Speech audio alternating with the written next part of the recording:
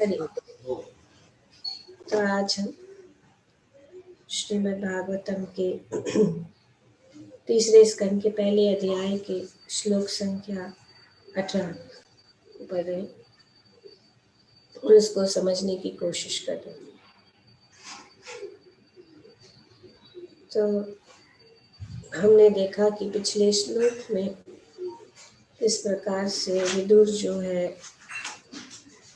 हस्तिनापुर छोड़ने के बाद अनेक तीर्थ स्थानों की शरण ग्रहण की, जो भगवान के चरण कमल है। तो ये तीर्थ स्थान है, ये क्या है? भगवान के चरण कमल है, यहाँ पे बताया।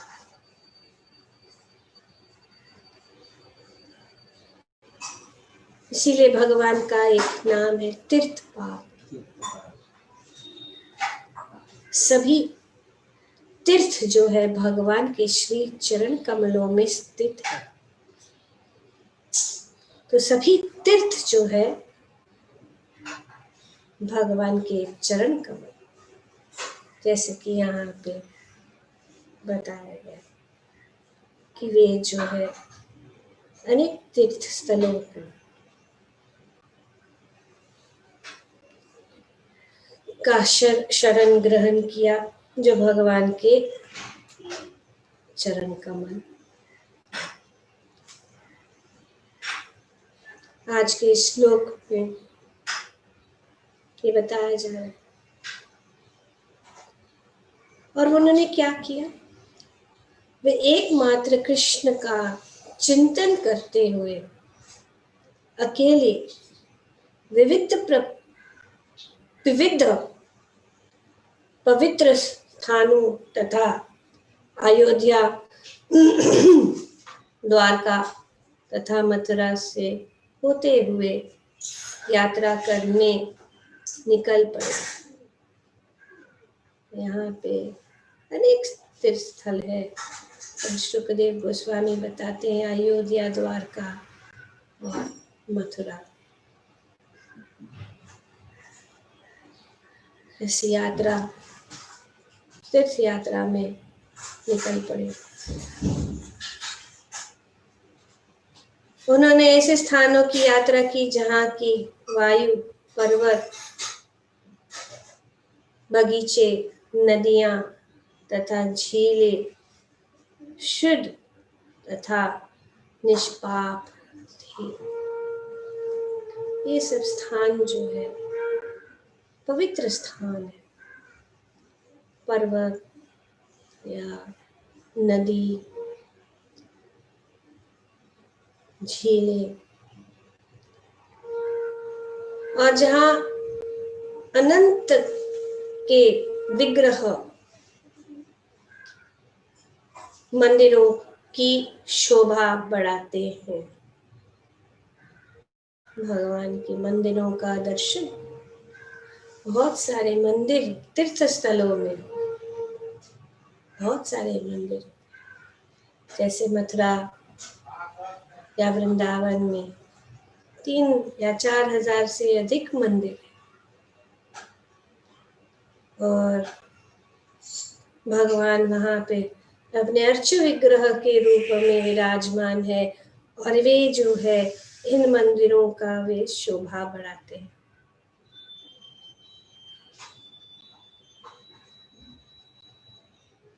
इस तरह उन्होंने तीर्थ यात्रा की प्रगति संपन्न की।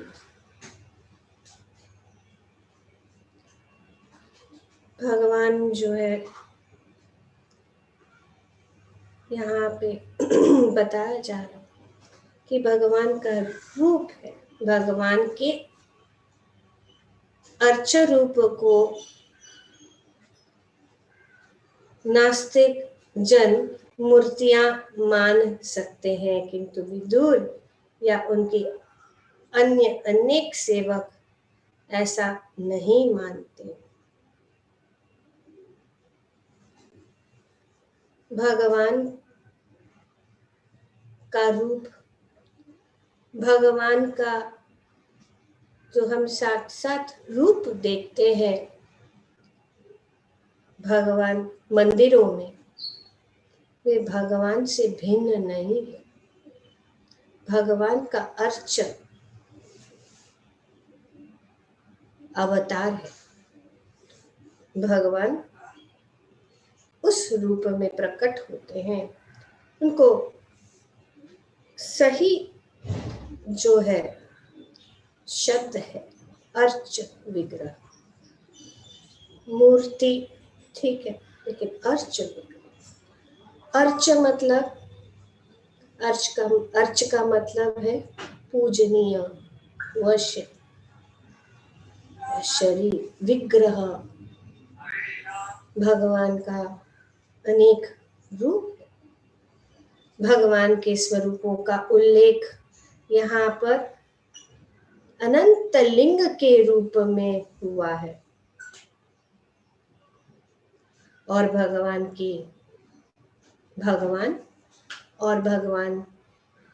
का रूप अर्च विग्रह के रूप में भगवान जो है हमारे सामने प्रस्तुत होते हैं।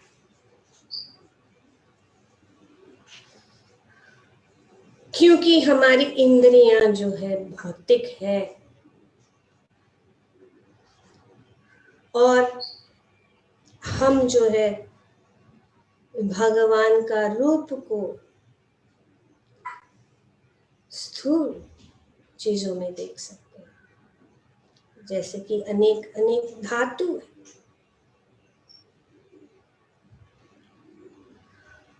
जैसे कि पंच धातु है, सोना है, चांदी है, अनेक अनेक जो रत्न है, मिट्टी, पत्थर जो है। भगवान सर्वव्यापी, भगवान सब चीजों में उपस्थित है। ना अंश परमात्मा के रूप में वे सभी चीजों में प्रविष्ट है, पर क्योंकि हम भगवान को रूप में देखना चाहते हैं तो भगवान अपनी सीम कृपा के कारण जो है वे हमारे लिए शक्य बनाते हैं ताकि हम उनको देख सकें। और उस रूप को अर्च विग्रह कहते हैं। मंदिर में जो स्थापित मूर्ति है को अर्च विग्रह कहते हैं। वे भगवान से भिन्न नहीं है। भगवान इस रूप में, अर्च विग्रह के रूप में हमें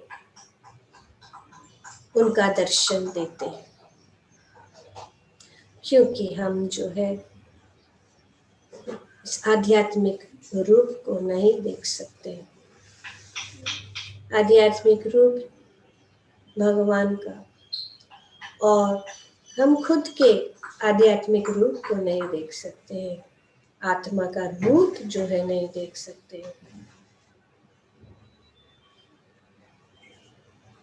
जब कोई व्यक्ति अपने शरीर को भी त्यागता है तो हम उनके उस आत्मा या आध्यात्मिक रूप को नहीं देख सकते अपने इस भौतिक इंद्रियों के द्वारा। इसीलिए भगवान अपने रूप को हमारे सामने अर्च विग्रह के रूप में जो है वे प्रकट होते हैं, और इस अर्च विग्रह भगवान का एक अवतार है। अर्च विग्रह अवतार, और वे भगवान से भिन्न नहीं है। अनेक अनेक विधि द्वारा भगवान को जो है अर्च विग्रह में आकर निवास करने के लिए भक्त जो है उनको निवेदन करते हैं, और भगवान अपने प्रेम, भक्तों के प्रति प्रेम के कारण वे जो है उस अर्च विग्रह के रूप में हमारे सामने प्रकट हो जाते हैं। जिस प्रकार भगवान अनेक अनेक अवतार लेते, तो भगवान जो है इस प्रकार से अनेक धातु, लकड़ी या स्टोन, पत्थर के रूप में ये जो है हमारे सामने प्रस्तुत हो जाते। बहुत सारे अर्च विग्रह है, और हमने देखा है कि किस प्रकार से भगवान अपने अर्च विग्रह से भिन्न नहीं है। भगवान जो है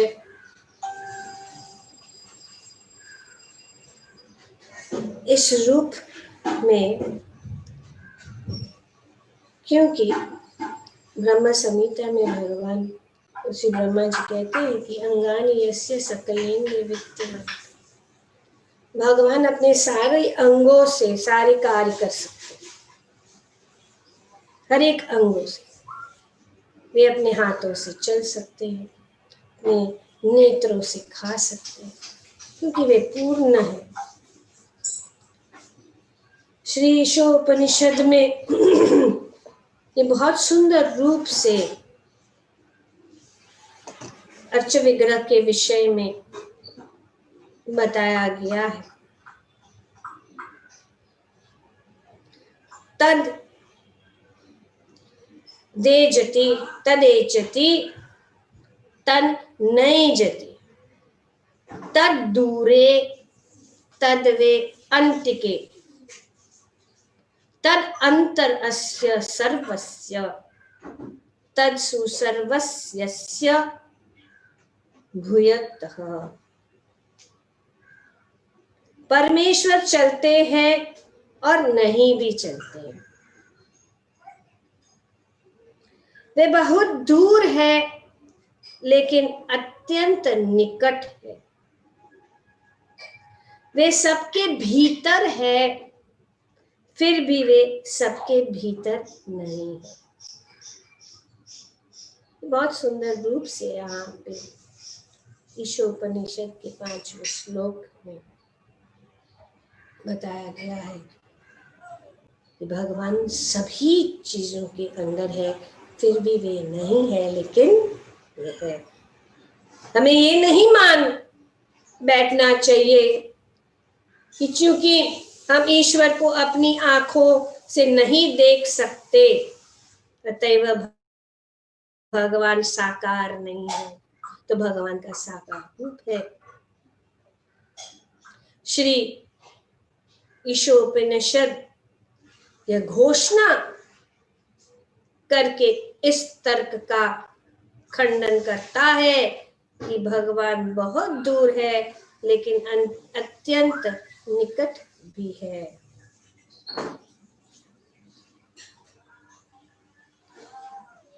भगवान का धाम भौतिक आकाश से बहुत दूर है, और हमारे पास इस भौतिक आकाश को भी मापने की साधन उपलब्ध नहीं है। इसलिए भगवान जो है अपने अर्च विग्रह के रूप में हमें उनके साथ संबंध जोड़ने के लिए, उनके साथ आदान प्रदान के लिए वे जो है वे इस सुंदर अर्च विग्रह का रूप धारण करते हैं।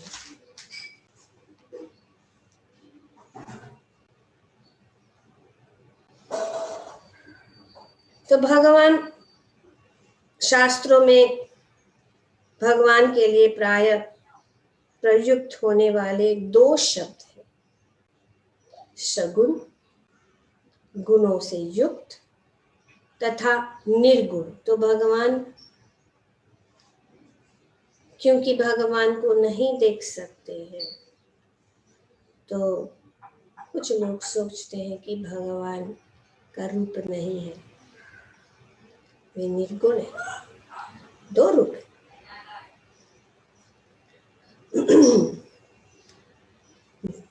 सगुण गुणों के से युक्त और निर्गुण गुणों से रहित। अत्यंत महत्वपूर्ण है कि हम जान लें। सगुण शब्द का मतलब वह नहीं होता कि जब वे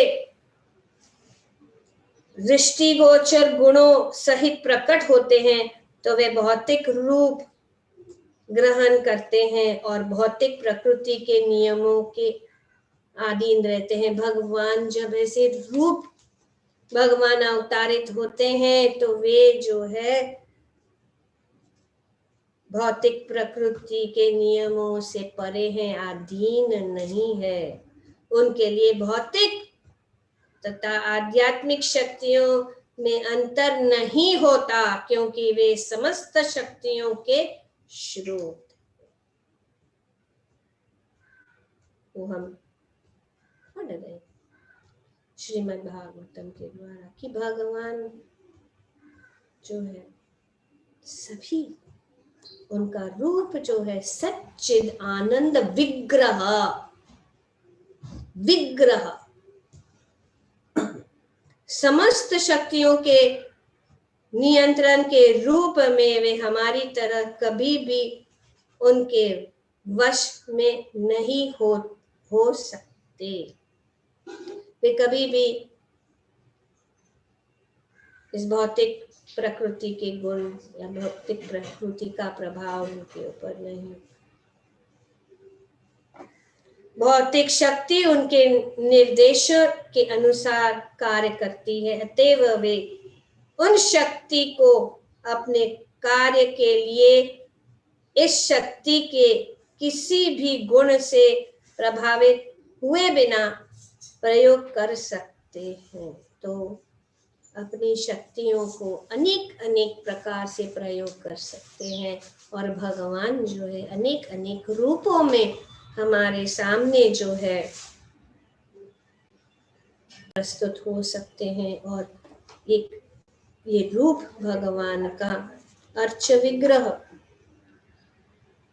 तो जब हम मंदिर में जाते हैं भगवान का दर्शन करते हैं तो भगवान साक्षात वहां पे उपस्थित है। हमें ऐसा नहीं समझना चाहिए कि ये पत्थर का बना हुआ है या धातु का बनाया हुआ या लकड़ी या मिट्टी का बनाया हुआ ऐसा एक प्रकार का पुतला है, नहीं, ये अर्च विग्रह। और बहुत सारे ऐसे अर्च विग्रह है जो साक्षात हम देख सकते हैं कि किस प्रकार से वे चल सकते हैं। साक्षी गोपाल के रूप में भगवान चल के आए, अर्च विग्रह साक्षी देने के लिए भगवान वृंदावन से चल के आए। भगवान बोलते हैं, अर्च विग्रह बोलते हैं, वे चल सकते हैं, वे घूम सकते हैं, वे भाग सकते हैं, वे चुरा सकते हैं और एक खंबे से वे प्रकट हो सकते।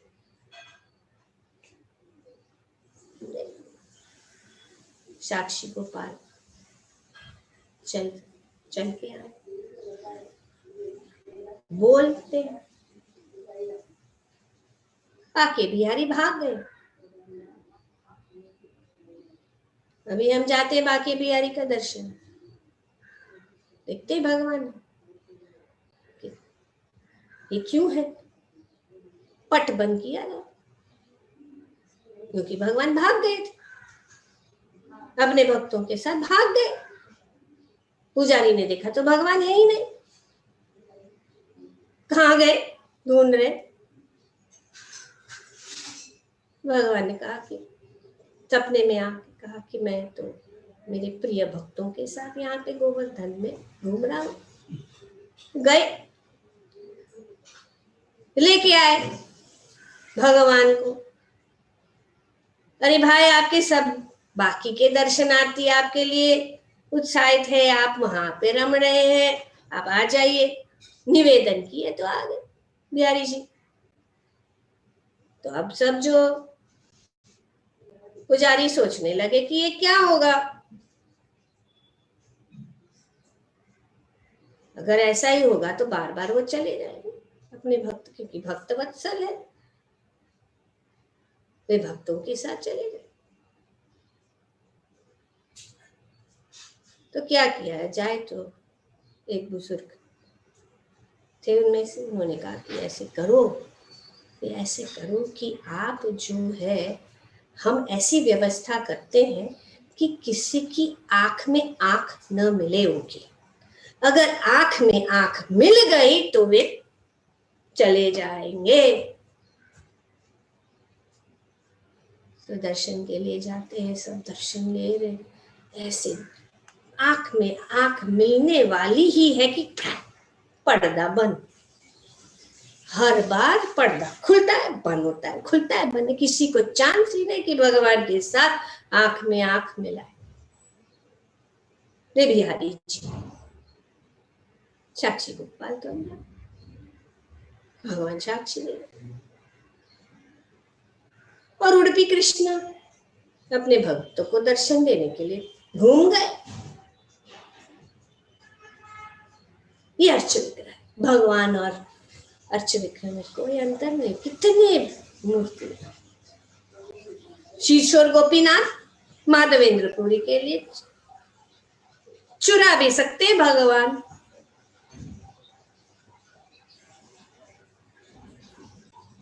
और भगवान के लिए कोई क्या तकलीफ है खंबे से बाहर निकलने को, वे सर्वत्र है। यहाँ पे बताए तदंतरश्च सर्वस्य, ईशोपनिषद सब जगह। तो ये दृष्टि विदुर जैसे, उनको पता था कि भगवान जो है अपने अर्च विग्रह के रूप में इन स्थानों में, और ये सब स्थान जो है तीर्थ स्थल है, तीर्थपाद, और ये सब तीर्थ भगवान के श्री चरण का। जब हम भगवान के श्री चरण कमलों का दंडवत करते हैं, जब भगवान के श्री चरण को स्पर्श करते हैं, तो ये मान ले कि वे जो है सभी तीर्थ वहां पे स्थित है। तो भगवान चुरा सकते हैं, भगवान चल सकते हैं, बोल सकते हैं, घूम सकते हैं, और अनेक अनेक कार्य कर सकते हैं। भगवान जहां चाहे वहां रुक जाएंगे। श्रीरंगम, बस उनको रुकना है वहां पे, कोई उनको उठा नहीं सकता, उनको हिला नहीं सकता, भगवान वहां पे स्थित हो गए। अनेक अनेक ऐसे उदाहरण, और भगवान चाहे तो बैठ भी जाएंगे। जगन्नाथपुरी में हम जाते हैं, आप लोगों ने सुना होगा, तोता गोपीनाथ, शिष्य गोपीनाथ, तोता गोपीनाथ बैठ गए भगवान अपने भक्त के लिए। तो कौन कह सकता है कि अर्च विग्रह और भगवान ने कोई अंतर? इतने सारे और भी है, अनेक अनेक अर्च विग्रह है। हमने तो सिर्फ कुछ विग्रहों का वर्णन जो हम लोगों ने साक्षात दर्शन किया है। भगवान शीला से प्रकट हो सकते हैं, राधा रमण जी के रूप।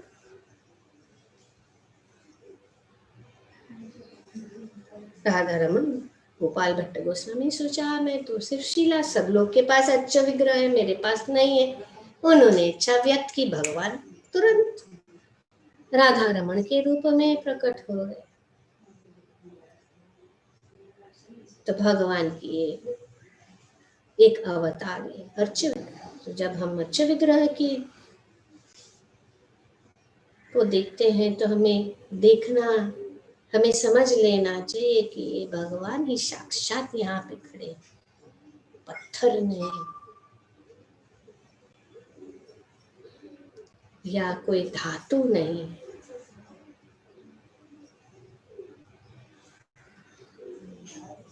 तो तोता गोपीनाथ की मंदिर जगन्नाथपुरी में बहुत सुंदर भगवान के अर्च विग्रह। चैतन्य भागवत में कहा गया कि जो कोई तोता गोपीनाथ का दर्शन आता है वो तुरंत भगवान के प्रति प्रेम और संबंध जोड़ सकता है। इतना सुंदर।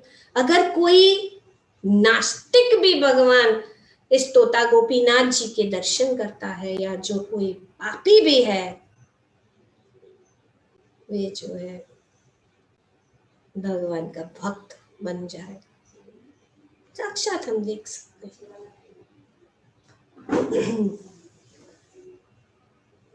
तो श्री क्षेत्र में गोपीनाथ, तोता गोपीनाथ का मंदिर है श्री जगन्नाथपुरी धाम में।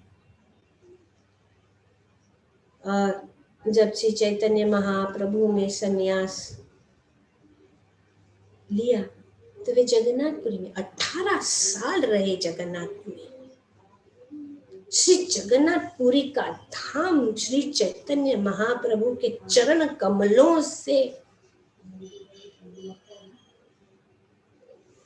मिला हुआ कि धूल स्थान है। कितने स्थान है वहां पे श्री चैतन्य में। तोता गोपीनाथ, गंभीरा, सिद्ध बकुल, जगन्नाथपुरी में भगवान का श्री चैतन्य महाप्रभु के चरणों का चिन्ह है। इतना 18 साल।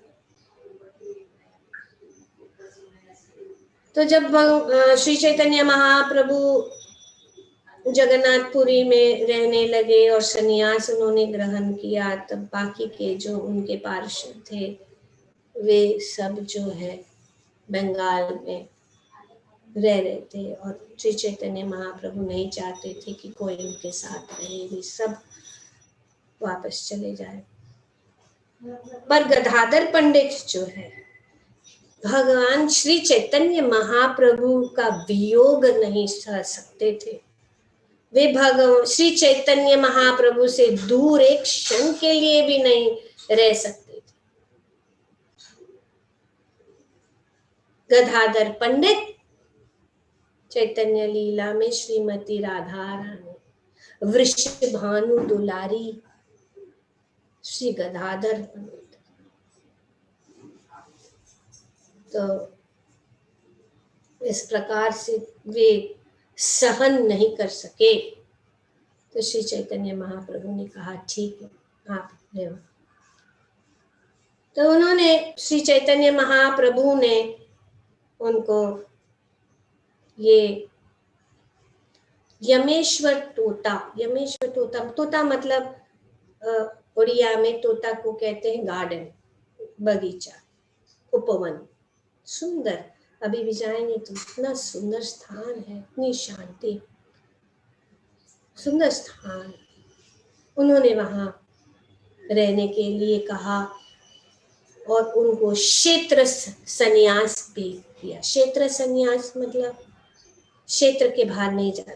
सन्यासी जो है वहीं पे रह सकता है, बाहर नहीं जा सकता।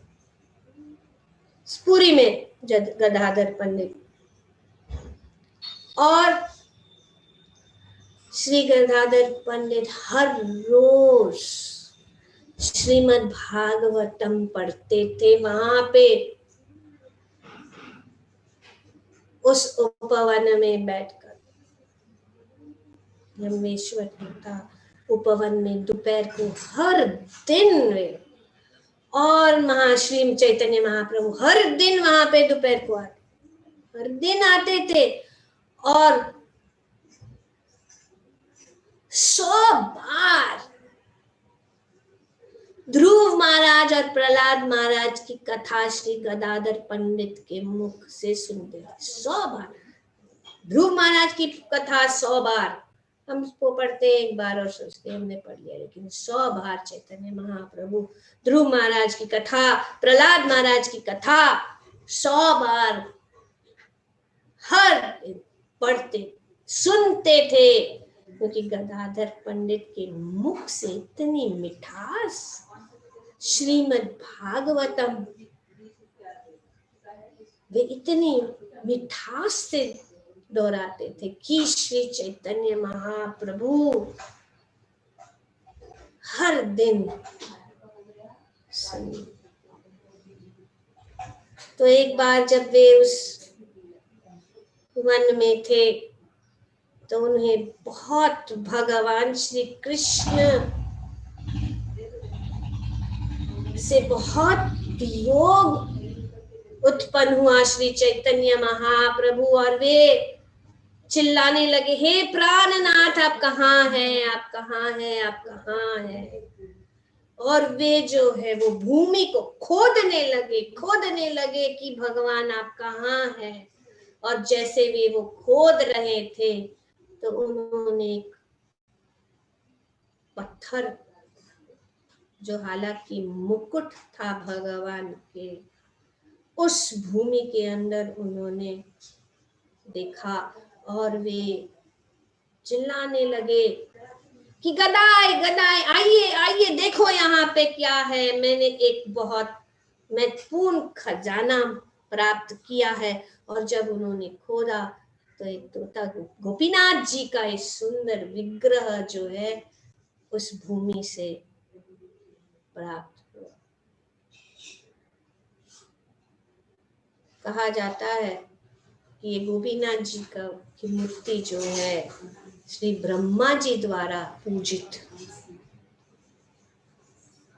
गोलोक वृंदावन में उन्होंने भगवान जो है गोपीनाथ, और उन ब्रह्मा जी ने गोपीनाथ के सामने उन्होंने ये जो ब्रह्म संहिता की रचना की, पर कालांतर के कारण लुप्त हो गया। और अब श्री चैतन्य महाप्रभु स्वयं भगवान के रूप में इस तो गोपीनाथ जी को उन्होंने, गोपीनाथ, श्रीमती राधा रानी वीणा बजाते हुए और ललिता बांसुरी बजाते हुए, एक सुंदर ये जो रस का भाव लेते हुए भगवान गोपीनाथ जो है इस प्रकार से प्रकट हुए। और श्री चैतन्य महाप्रभु ने उनका नाम गोपीनाथ, श्री चैतन्य महाप्रभु गोपीनाथ, और क्योंकि वे उस उपवन में जिसको तोता कहते हैं उड़िया में, इसलिए तोता गोपीनाथ उनका नाम पड़ा। और उन्होंने श्री गदाधर पंडित को तोता गोपीनाथ की सेवा और पूजा करने के लिए उन्होंने उनको रिस्पॉन्सिबिलिटी दी कि आप जो है, क्योंकि उन्होंने इस प्रकार से उनको क्षेत्र संन्यास दिया ताकि वे हमेशा वहां पे कहीं नहीं जाए। और श्री तोता गोपीनाथ जी का जो सुंदर विग्रह का वे दर्शन, तोता गोपीनाथ त्रिभंगा रूप अपनी बांसुरी बजाते हुए खड़े थे, वहां पे दर्शन दे रहे थे सबको।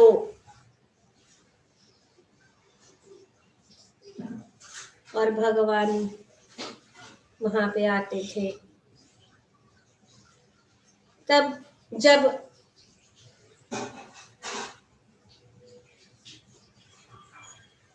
श्री कहा जाता है कि श्री चैतन्य महाप्रभु ने अपनी लीला समाप्त की और श्री चैतन्य महाप्रभु जब उनकी इस लीला समाप्त करते समय वे तोता गोपीनाथ के मंदिर के अंदर गए और दरवाजा बंद करके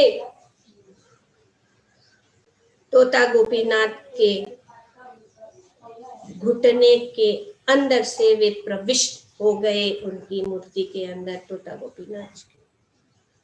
और जब दरवाजा खुला गया तो भगवान, अभी भी हम दर्शन मिल सकते हैं, सुबह को 7 बजे कुछ ऐसे दर्शन देते हैं जो हम अभी भी मूर्ति के पैरों में घुटने में छेद है, क्रैक है, प्रकार का सोन गोल्डन क्रैक है जिसके अंदर भगवान जो है समा गए, तोता गोपीनाथ श्री चैतन्य महाप्रभु समा गए। जब वे अंतर्धान हो गए,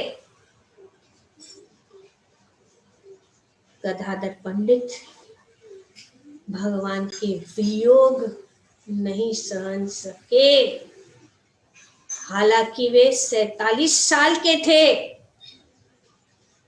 47 साल के थे, लेकिन रातों रात ऐसे बूढ़े हो गए, बूढ़े हो गए। उनका शरीर कमजोर, ऐसे झुक, उनका शरीर झुका हुआ हो गया इतनी जवानी में, क्योंकि वे वियोग के कारण वे अपने शरीर, फिर भी वे जो है गोपीनाथ जी की पूजा सेवा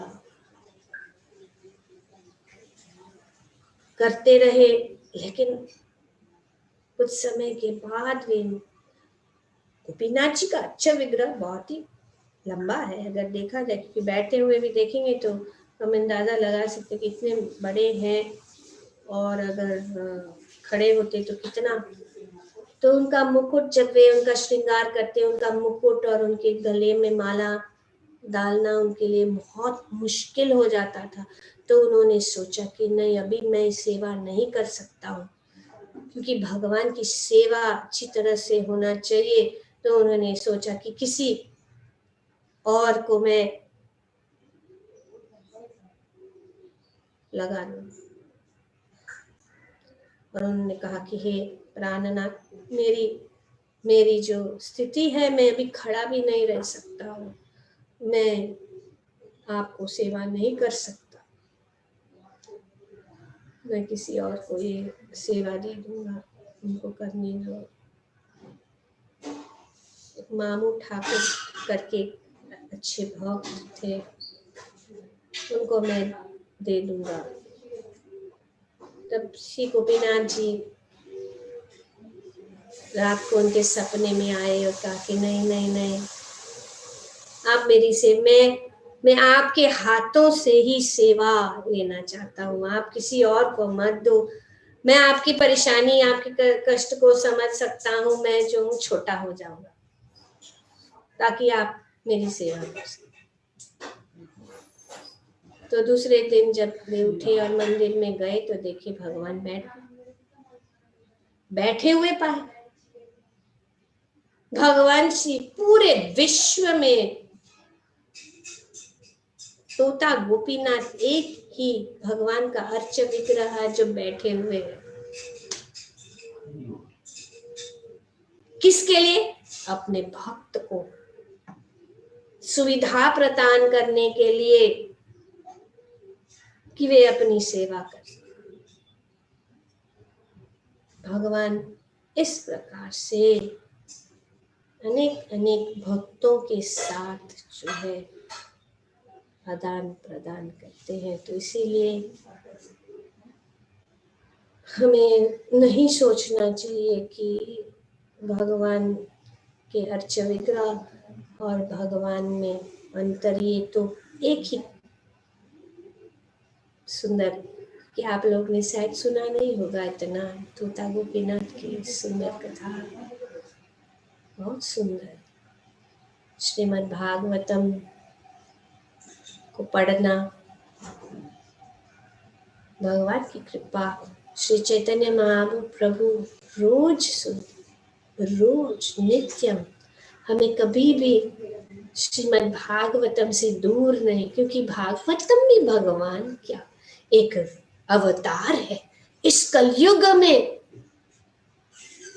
भगवान श्रीमद् भागवतम के रूप में अवतारित है। तो इसीलिए बहुत जरूरी है।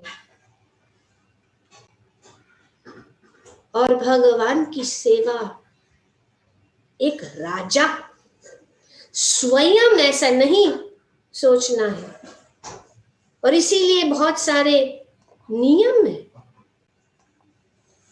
जो भक्ति रसामृत सिंधु में हम देखते हैं। अनेक नियम बताए और सेवा अपराध होते हैं। बड़ा लिस्ट है, ऑलमोस्ट 32 आइटम्स। वो हमें पढ़ना चाहिए, नहीं तो हम भगवान को सस्ता समझ लेंगे। इसलिए ये नियम है। कभी देश काल और परिस्थिति के कारण कुछ नियम नहीं कर पाते तो वो एक्सक्यूज है, लेकिन जितना भी हो सके इस नियमों को हमें पालन करना चाहिए। ये हम शाम को करें, ठीक है? कि अभी समय हो रहा है, अगर आप चाहें तो अभी भी पढ़ सकते हैं। हमें तो कोई, लेकिन हम आप लोगों का परिस्थिति के अनुसार ऐसा नहीं चाहती हूँ कि आप लोग अपने निजी कार्य से दूर रहे। शास्त्रों में बताए 32 चीजें हैं, और श्री प्रभुपाद जी शास्त्रों में ये भी बताया गया कि अगर कोई सेवा अपराध होता है तो भगवत गीता का अध्ययन से हम बचा सकता है। वो हम प्रभुपाद जी 7वें श्रीमद् भागवतम के 7वें स्कंद के 23 और 24वें श्लोक के तात्पर्य में बताते हैं। अनेक प्रभुपाद जी ने हमें सब कुछ दिया है। अनेक शास्त्रों के अनुसार ये जो भगवान के अर्च विग्रह की सेवा या मंदिर में किस प्रकार हमें जाना है, क्या वहाँ पे एटिकेट्स है, क्या नियमों का किस प्रकार से हम नियमित रूप से लोगों को पता नहीं है, क्योंकि वे नहीं जानते। स्वयं भगवान, जैसे कि साक्षात भगवान अपने सामने आ जाए तो हम किस प्रकार से व्यवहार करें, ये जानना बहुत जरूरी है। वो तो नेचुरली आ जाता है, ना आएगा, लेकिन क्योंकि हम उस स्तर पे नहीं है, हमें उसको डेवलप करना है,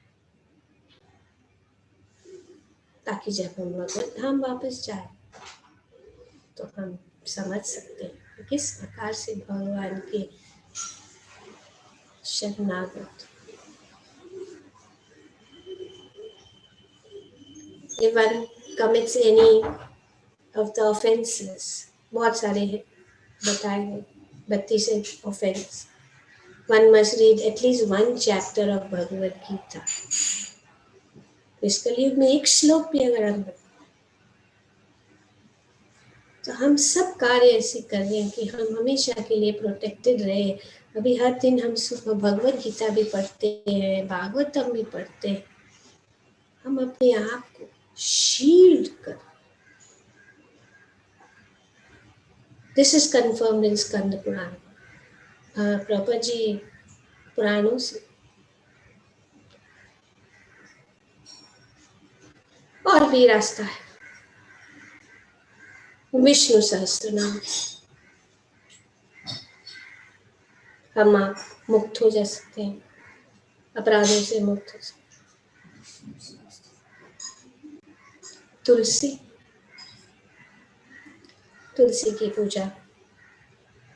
तुलसी को जब हम जल डालते हैं, यानी कानी च पापानि ब्रह्म हत्यादिकानि च, सब पाप जो पद पद में एक एक पद जब हम तुलसी की परिक्रमा करते हैं तो अनंत पाप नष्ट हो जाते हैं। तुलसी देवी में शक्ति।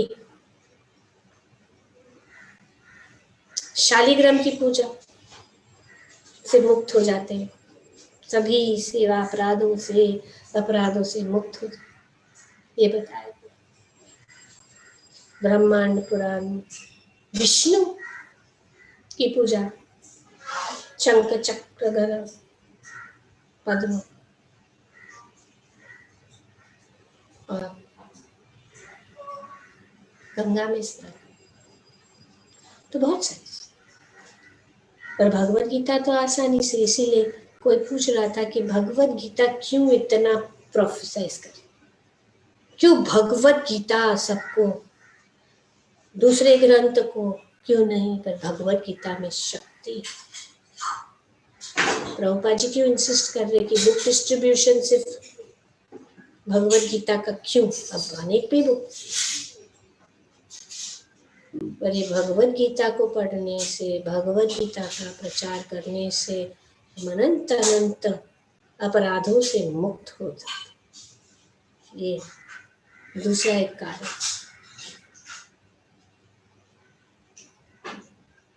तो इस प्रकार से विदुर जो है वे सब जगह भगवान को, इसलिए विदुर को विविध अर्चा रूपों में कृष्ण के अतिरिक्त कुछ भी नहीं दिखा और अंततः वे एकमात्र कृष्ण का साक्षात्कार कर सके, अन्य किसी का नहीं। ग्रंथराज श्रीमद् भागवतम की जय। ओम तत्सत। Thank you very much. Hare Krishna.